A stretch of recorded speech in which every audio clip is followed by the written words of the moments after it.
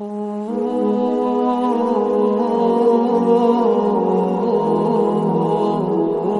تم نیند قربان کر کے اس سے ملاقات کے لیے اٹھ کھڑے ہوتے ہو تو وہ تم سے پہلے ہی ملاقات کی اس جگہ پر موجود ہوتا ہے اور فرشتوں کو حکم دیتا ہے کہ انتظام کرو شکر کے صلے کا، تیار رکھو کن فیکون کا تحفہ۔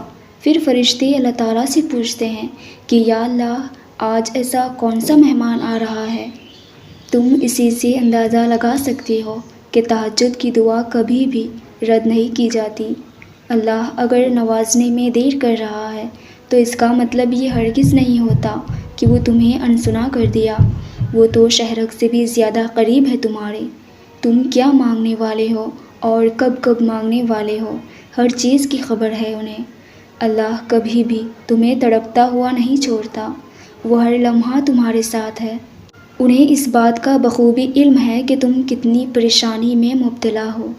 تم یہ ہرگز نہ سوچو کہ تمہیں اذیت دے رہا ہے۔ قبولیت میں اگر تاخیر کر رہا ہے تو اس میں اس کی بہت بڑی مصلحت چھپی ہے جو تم وقتی طور پر نہیں سمجھ سکتے، مگر وقت پر سب کچھ سمجھ آنے لگے گا۔ تم گھبراؤ مت، پریشان نہ ہو، نا امید مت ہو۔ وہ تمہاری ہر صدا سن رہا ہے۔ تمہارے آنسو اس کے لیے بہت قیمتی ہے۔ وہ بہت جلد تمہاری دعاؤں پر کن کا مہر لگائے گا۔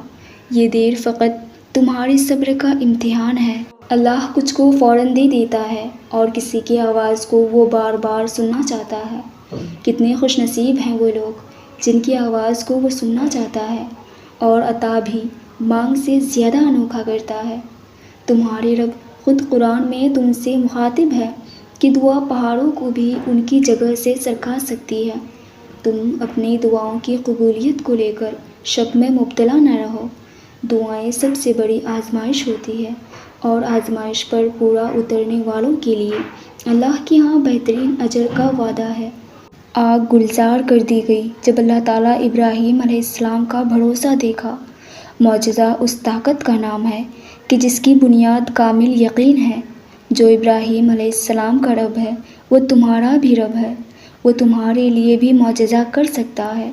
بس تم اللہ پہ چھوڑ دو، سب معجزہ خود بخود ہو جائے گا۔ اور جس معاملہ کو تم اللہ کے سپرد کر دو اس پر کبھی بھی پریشان نہ ہونا۔ اپنی دعائیں اور صبر جاری رکھو۔ وہ رب تمہیں جلد ایسے نوازے گا کہ تمہاری زخمی روح صحت یاب ہو جائے گی۔ وہ تمہاری بنجر زندگی میں اپنی رحمت کی بارش برسائے گا کہ تم ہر طرف بہار دیکھو گے۔ بس اس کی ذات سے نا امید نہ ہونا۔